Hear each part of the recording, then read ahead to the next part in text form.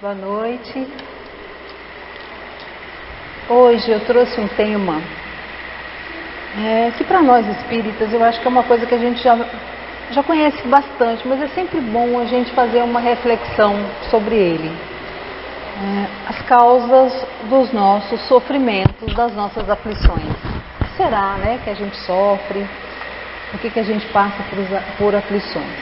Mas antes, eu queria contar duas histórias que aconteceram muito tempo atrás, mas com pessoas que eu conheci.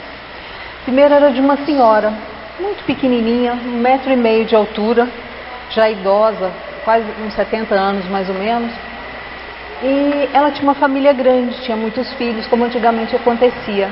E desses filhos, alguns tiveram muitos problemas com álcool, problemas com droga. E com isso eles foram tendo os filhos também, e os netos ficavam para ela cuidar. Eu sei que é muito cansativo, é muito difícil. E ela era uma pessoa sempre muito suave, muito delicada, sempre com um sorriso. Parecia de uma serenidade que me impressionava. Um dia eu perguntei para ela, falei, como é que a senhora aguenta? Porque eu não teria aguentado, óbvio, eu estava tentando me comparar com ela. Mas eu teria tido um troço já com aquela situação toda. E ela me deu uma resposta assim, ela disse, eu pedi para ser mãe deles, porque eu precisava ajudar, eu queria ajudar. Na época eu era católica, e eu falei, puxa, será que a gente pode escolher, os filhos que a gente vai ter para ajudá-los? E eu nunca percebia nela, muitas vezes quando acontecem essas situações, as mães, os pais, as famílias se sentem culpados. O que eu fiz de errado para essa família ter ficado? Nela a gente não sentia culpa, era de uma serenidade, entendeu? Ela simplesmente trabalhava e fazia as coisas. Bom, esse é um caso. O outro caso é de uma pessoa também que eu conheci, essa pessoa um pouco mais velha que eu, quando eu era criança. Era uma moça, eu não sei se eu já contei essa história aqui. Ela tinha um irmão, eu acredito que seja paralisia cerebral, porque ele ficava todo tortinho, Eu me lembro de ver ela criança, em Minas tinha muita festa de santo, muita coisa, em todos os lugares ela estava com aquele irmão um pouco menor do que ela, bem menor, engarranchado assim na cintura, como as meninas pegavam os irmãos, as crianças antes. E ela não conseguia brincar nem nada. Agora eu fui há pouco tempo a Minas de novo, ela continua lá e continua cuidando do irmão, Então eles agora já estão idosos os dois praticamente, ela continua cuidando dele. Então ela não teve vida nenhuma particular fora dele, Eu pergunto para o meu pai, ele fala, não, é uma das pessoas mais bem-humoradas que eu conheço, mais alegres e tranquilas que eu conheço. Então vocês veem esses dois casos, é muita dificuldade, mas a pessoa consegue lidar com isso com uma serenidade que talvez, eu por exemplo, talvez não conseguisse, Então, muitos de nós talvez não conseguissem, mas a gente sabe da nossa força quando a gente precisa usar ela, Mas aí tem alguma coisa, não há culpa, não há tristeza, há uma vontade de ajudar, uma coisa muito bonita nisso. Então, o que a gente tem que pensar é que todos nós passamos por momentos de sofrimento, sejam físicos, doenças, algumas doenças crônicas, outras mais graves e difíceis, Até o Chico tinha um problema no olho que ele nunca conseguiu curar, na verdade, E problemas morais, emocionais, mentais, Então doenças, problemas todos nós temos. Às vezes a gente imagina, olha para uma pessoa rica, jovem, bonita, com tudo perfeito e na verdade aquilo não está perfeito. Todas as famílias, todas as pessoas em algum momento da vida passam por alguma dificuldade, algum sofrimento, alguma aflição. Para a doutrina espírita, como nós sabemos, esses sofrimentos, essas aflições são oportunidades de aprendizagem, ou de resgate perante a lei de Deus, para a gente redimir a nossa consciência de alguma maneira e aprender com isso. Sofremos porque infringimos ou desobedecemos as leis de Deus. E aí a gente tem que pensar que Deus é bom, Deus não condena. Deus não nos aponta o dedo em nenhum momento, não é verdade? Mas Ele colocou em cada um de nós, no nosso espírito, um dispositivo chamado consciência, que nos aponta o certo e o errado, é a nossa bússola. Na psicologia, talvez até dê para fazer uma palestra um dia sobre isso, quando existe alguma coisa além da consciência, uma coisa mais neurótica, que a pessoa se sente culpada por qualquer coisa, Talvez a gente possa um dia falar um pouquinho sobre isso. Mas nesse sentido, Deus coloca em nós a consciência, um dispositivo para dizer se o que a gente está fazendo está certo ou o que a gente está fazendo está errado. Essa consciência, a gente tem que entender que o nosso perispírito, o corpo espiritual, ele funciona como um HD. com uma memória que registra tudo aquilo que a gente fez de bom ou de ruim, e fica registrado no perispírito, tá certo? Os nossos atos, os nossos pensamentos, os nossos sentimentos, e isso cria ao nosso redor uma atmosfera espiritual, né? Que faz com que a gente então tenha uma sintonia, uma afinidade com aqueles que são semelhantes a nós, né? Com aqueles que se sentem atraídos por nós, tanto aqui no mundo físico quanto no mundo espiritual. É mais ou menos assim, não tem aquela frase que diz com quem você anda e te direi quem você é? Aqui é mais ou menos assim: me diga o que você pensa, o que você sente, o que você faz, eu digo quem é que está andando na sua companhia. E essas nossas companhias, elas podem ajudar a diminuir, a abrandar os nossos sofrimentos, se essas companhias foram companhias boas, não é verdade? Se foram espíritos que nos ajudam. Mas também, dependendo dos nossos pensamentos, dos nossos sentimentos, dos nossos atos, a gente pode atrair companhias não tão boas e que podem agravar e muito os nossos sofrimentos. Então, passar pelas aflições, né, é uma forma então de apagar a dívida que a gente tem com a nossa consciência, de acordo com as leis de Deus, de depurar, de superar e encontrar finalmente uma coisa chamada, que eu acho que é a maior riqueza que alguém pode ter, que é a paz de espírito, a paz de consciência. E aqui a gente chega naquela questão do perdão, né, do perdão para a nossa consciência. Quando a gente comete uma falta, como é que a gente é perdoado segundo as leis divinas? Na Igreja Católica, eu me lembro que a gente ia lá para o padre, contava para ele o que você tinha feito de errado, ele mandava a gente rezar um Pai Nosso e 3 Ave Marias e você estava perdoado. Kardec diz aqui que não, os espíritos disseram não é assim. Você precisa do arrependimento, da expiação e da reparação. Só depois disso é que aí sim você vai se sentir quites, né, com a sua consciência e com a lei. Então, no Céu e Inferno, no capítulo 7, no Código Penal da Vida Futura, Kardec escreve, né, o que os espíritos disseram, assim, ó, no item 16 ele está escrito assim: o arrependimento, a primeira fase desse perdão, o arrependimento, expiação e reparação constituem as 3 condições necessárias para apagar os traços de uma falta e suas consequências. O arrependimento pode dar-se por toda parte, em qualquer tempo. E aí eles acrescentam: quanto mais rápido a gente se arrepender de alguma coisa que a gente fez, melhor, que a gente sofre menos. Aí já começa a entrar nas outras fases de alguma maneira. A expiação, que é o segundo momento, consiste nos sofrimentos físicos e morais que são consequentes à falta cometida, seja na vida atual, seja na vida espiritual após a morte, ou ainda em nova existência corporal. Então a gente pode expiar aqui, no mundo espiritual ou numa outra vida. E finalmente, a reparação, que consiste em fazer o bem àqueles a que se havia feito o mal. Isso está lá no Céu e Inferno, no capítulo 7, Código Penal da Vida Futura. Bom, e aí a gente aqui tem que fazer um parêntese, né? Porque será que todo sofrimento é indício de uma falta cometida? Será que toda pessoa que está sofrendo, ela está sofrendo porque ela cometeu uma falta? Jesus sofreu, ele tinha cometido alguma falta? Não é verdade? Então, aqui nós temos que pensar, né, que Kardec diz isso, que nem todo sofrimento é indício de uma falta cometida. Então a gente tem que tomar muito cuidado quando estiver analisando os outros, né?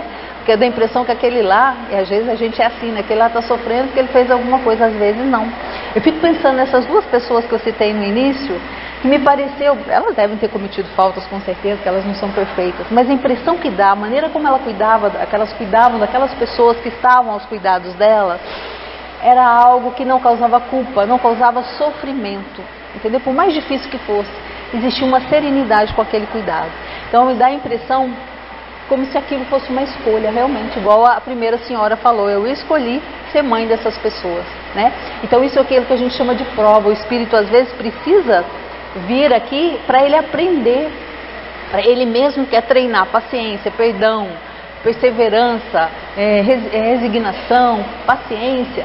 Então ele pede uma prova para ele fazer tudo isso, né? Então aquilo não é tão sofredor para ele como seria no caso de uma expiação, que aí sim o sofrimento é imenso, né? Nesses casos.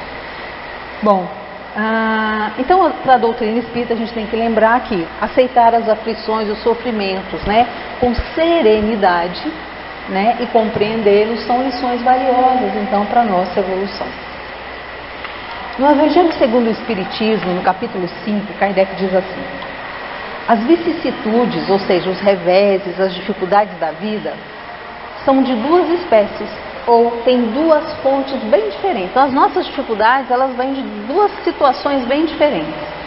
Umas têm a causa na vida atual e outras fora dessa vida. Então, muitas das nossas dificuldades têm causa aqui mesmo e outras fora dessa vida, ou seja, quando a gente estava do lado de lá ou em outra vida. E aí, sobre as causas atuais das aflições, Kardec fala o seguinte: ou seja, se a gente remontar a fonte dos males terrestres, se reconhecerá que muitos são a consequência natural do caráter e da conduta daqueles que suportam. Verdade isso? Muitas das coisas que acontecem com as pessoas têm a ver com a maneira, com o caráter e com a conduta delas. Com certeza, o resultado do que elas fazem acarreta muitos dos males que elas sofrem. Quantos homens, ele começa a dar alguns exemplos, quantos homens tombam por suas próprias faltas? Quantos são vítimas de sua imprevidência, ou seja, do seu descuido, de seu orgulho e de sua ambição? Quantas pessoas, se a gente olhar na prisão, por exemplo, estão presas por questões de ambição mesmo, ou de algum descuido, alguma coisa que fizeram que não estava certa? Quantas pessoas arruinadas pela falta de ordem, de perseverança, por má conduta ou por não terem sabido limitar os seus desejos? Os nossos desejos, eles criam em nós muitas vezes impulsos e a gente age sem pensar. E quantos problemas não saem dessa falta de pensar, e de se cuidar e de se limitar, não é verdade? E faz as coisas impulsivamente, principalmente quando a gente é mais jovem, porque a gente vai ficando mais velho, a gente começa a ter um controle maior sobre a gente. Mas quantas coisas deram errado porque a gente foi impulsivo, Aí ele diz assim: quantas uniões infelizes, ou seja, casamentos hoje, porque são de interesse calculado da vaidade, com os quais o coração nada tem, Na época do Kardec, os casamentos eram muito mais arranjados. Hoje não, A gente casa escolhendo, achando às vezes por impulso também, não é verdade? Mas os casamentos antes eram arranjados, eram negócios, verdadeiros negócios que não tinham nada a ver com o coração. Alguns davam certo, mas muitos não davam, muitas pessoas eram infelizes. Então veja, tudo causas atuais das nossas aflições. Quantas disenções, ou seja, quantos conflitos e querelas, ou seja, brigas funestas se teria podido evitar com mais moderação, se a gente fosse mais moderado, e menos suscetibilidade, ou seja, menos melindre, Aquela situação clara que às vezes a gente não leva desaforo para casa, qualquer coisinha a gente revida, e às vezes isso na família a gente cria problemas imensos por causa disso. É verdade? Por uma discussão, uma palavra, isso com os filhos da gente mesmo, uma palavra que não devia ser dada, a gente tem que tomar muito cuidado com o que a gente fala de verdade, com o que a gente faz, porque às vezes uma pequena coisa cria todo um melindre, todo um problema, que vai levar a conflito por muito tempo. Quantos males e enfermidades são a consequência da intemperança, ou seja, da falta de moderação e dos excessos de todos os gêneros? Não é verdade? Às vezes as pessoas têm infartos, têm acidentes vasculares encefálicos, os AVCs, não é verdade? As cirroses por excesso de bebida, por excesso de comida. Quantos excessos que a gente faz e que nos leva a doenças? E não são poucos. E aqui ele entra na educação dos filhos, ele fala assim, Kardec: quantos pais são infelizes com seus filhos porque não combateram suas más tendências no princípio? Olha só, a gente na psicologia sabe, isso é da teoria freudiana, que existe uma instância psíquica que se forma na mente da criança a partir dos 6 anos de idade, que é o que o Freud chama de superego. Superego significa as regras que a criança coloca dentro da mente dela, dentro do que o Freud chamava, materialista, chamava de aparelho psíquico. Então, o superego é a internalização de todas as regras e as proibições da sociedade, dos pais, de casa, tudo aquilo que não pode ser, a criança introjeta para dentro de si mesma. E aí ela passa a se comportar com aquelas regras que ela tem dentro dela mesma. Com isso começa a acontecer por volta dos 6 anos de idade. Então, com isso a gente vê a importância que tem da criança saber o que é certo e o que é errado, da educação que é dada para ela desde o começo, para que aquilo que vem inicialmente de fora, da sociedade, da relação com a mãe, da relação com a família, da relação social, aquilo seja introjetado dentro do aparelho psíquico dela, para que depois ela viva a vida dela com base naquelas regras que ela introjetou. Não é verdade? É por isso que uma pessoa não rouba, uma pessoa não faz encontra um dinheiro ali e devolve para outra pessoa, porque ela aprendeu em algum momento, né, que aquilo não podia. É interessante que essa ideia do Freud de acontecer ali pelo volta de 6 anos, o Kardec nos explica nas obras que nós reencarnamos verdadeiramente, a reencarnação se completa por volta dos 7 anos de idade. Que antes disso, a criança não está completamente, o espírito não está completamente reencarnado. E, portanto, é muito mais fácil da gente educar os nossos filhos quando eles estão menorzinhos, porque eles estão mais suscetíveis às nossas imposições, às nossas regras, aquilo que a gente deseja que eles façam. Então, aqui ele está dizendo, quantos pais são infelizes com seus filhos porque não combateram suas más tendências no princípio. Por fraqueza ou indiferença, deixaram-se desenvolver neles, nos filhos, os germes do orgulho, do egoísmo e da tola vaidade. Mais tarde, se espantam e se afligem da sua falta de respeito e da sua ingratidão, né? E aí, Kardec continua, que todos aqueles que estão atingidos no coração pelas vicissitudes e decepções da vida, interroguem friamente a sua consciência. O que é para interrogar a consciência? Se eu tivesse ou não tivesse feito tal coisa, eu não estaria em tal situação? Será que se eu tivesse deixado de fazer aquilo, eu não estaria em tal situação? Será que se eu tivesse feito aquilo, eu hoje talvez não estivesse nessa situação? Isso a gente faz. Isso faz parte do nosso crescimento na vida e dos erros que a gente comete. Mas o que é importante é a gente estar aprendendo. Não é verdade? Então, se eu aprendi, agora eu não vou fazer de novo. Tá certo, nós estamos em evolução. Então, isso é natural para nós. Não é verdade? Mas a gente tem que entender que muitas das coisas que a gente acontece de ruim está nessa vida mesmo. Não é nem de vida passada, não é karma, não é nada. Foi aqui mesmo. E foi nossa própria conduta, o nosso próprio comportamento que levou aquilo. Mas aí o Kardec continua lá no Evangelho segundo o Espiritismo, ele diz assim: mas se há males dos quais o homem é causa primeira nesta vida, há outros, pelo menos na aparência, que lhes são completamente estranhos e que o parecem atingir como por fatalidade.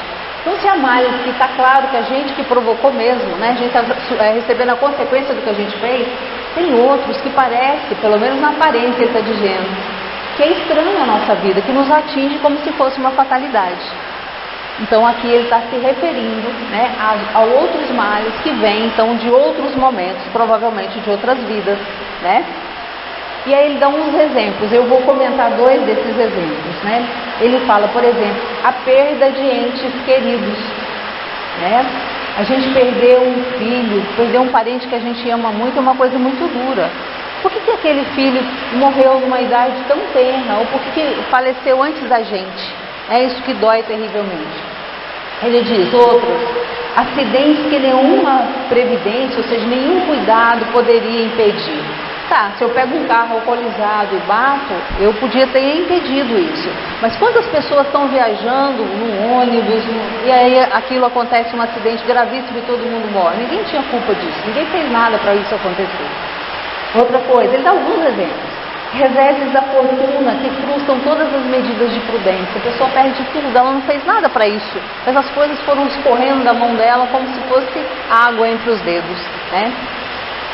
Flagelos naturais, hoje a gente sabe que nós temos influência na natureza de alguma maneira. Mas tem flagelos naturais como os terremotos. Como é que você vai controlar um negócio desse? Vem aquela tsunami e pega todo mundo, né? Ah, não posso construir cidades perto da praia e tal. Mas uma pessoa tem responsabilidade, é todo um conjunto de pessoas, né? Então esses flagelos naturais, alguns parece que a gente não tem relação nenhuma com eles. Eles vêm e nos pegam, né? E outra coisa que o Kardec fala são as enfermidades de nascimento também. Por que alguém nasce com uma enfermidade, às vezes grave, às vezes tão difícil? Então eu vou comentar a perda de entes queridos e as enfermidades de nascimento. Sobre a perda de entes queridos, O Kardec, lá no Livro dos Espíritos, na questão 199, ele faz essa pergunta para os espíritos. Ele pergunta assim: por que muitas vezes a vida é interrompida na infância? Por que acontece de morrer uma criança? É uma coisa duríssima isso. Os espíritos respondem: a duração da vida da criança pode ser, para o espírito que está encarnado nela, a gente lembrando que o espírito que está encarnado na criança é um espírito antiguíssimo, não é verdade? O complemento de uma vida interrompida antes do término devido. Então ele está dizendo, pode ser que aquela criança que morreu em tenra idade, ela está nesse momento, nessa vida em que ela faleceu jovenzinha, completando um período de uma vida não anterior ou uma outra vida em que ela morreu um pouco antes do tempo. Então ela veio aqui terminar esse período. E aí ele fala ainda mais: a sua morte é muitas vezes uma provação ou expiação para os pais. Gente, isso é muito duro, né? Se a pessoa não é espírita, essa ideia entrar na cabeça de alguém que não é espírita, eu já vi gente dizendo: nossa, quanta maldade, que coisa horrorosa falar um negócio desse. Mas a gente que é espírita, né, por mais duro que isso pareça ser, a gente tem o Consolador que nos explicam que a vida continua. Aquela criança, na verdade, não morreu, ela passou para o lado de lá.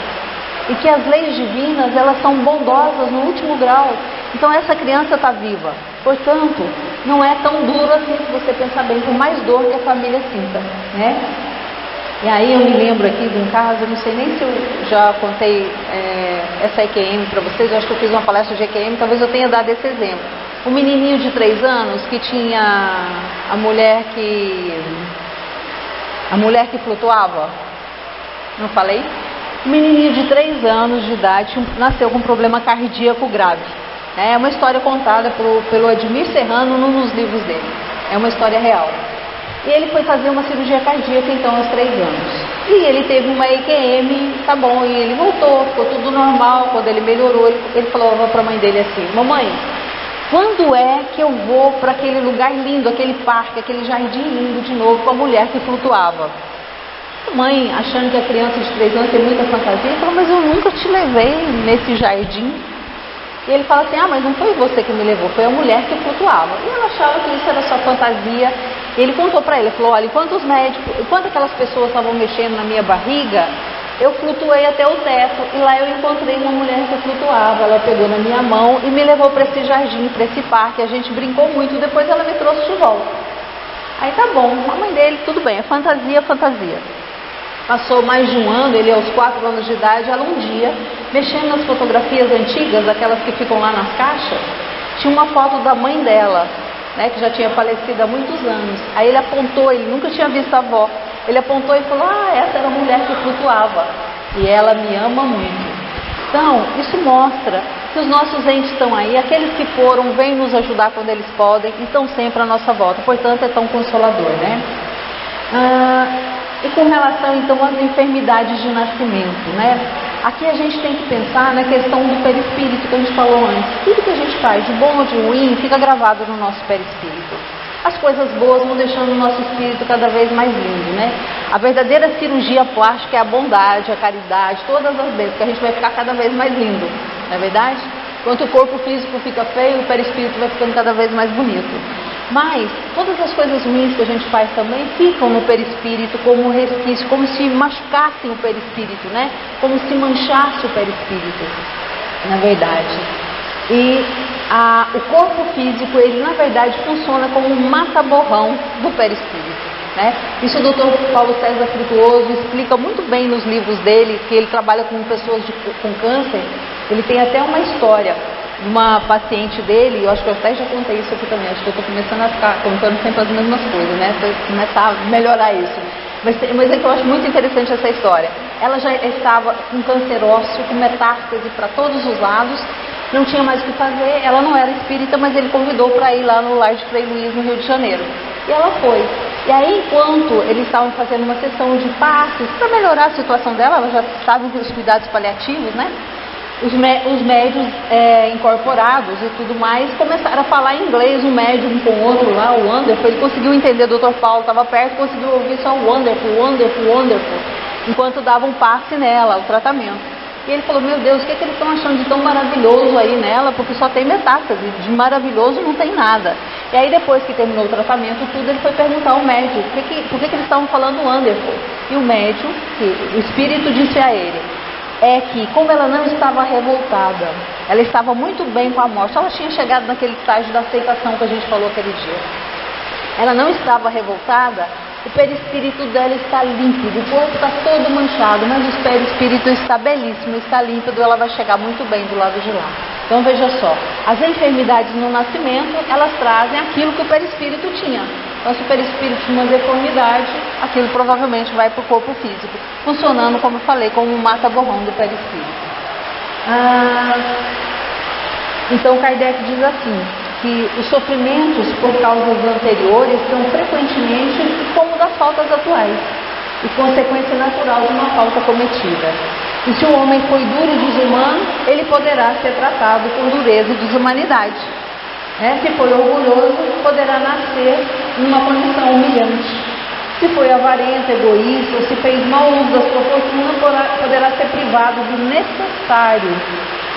E se for um mau filho, poderá ter problemas com os próprios filhos. Então assim que vão acontecer as coisas.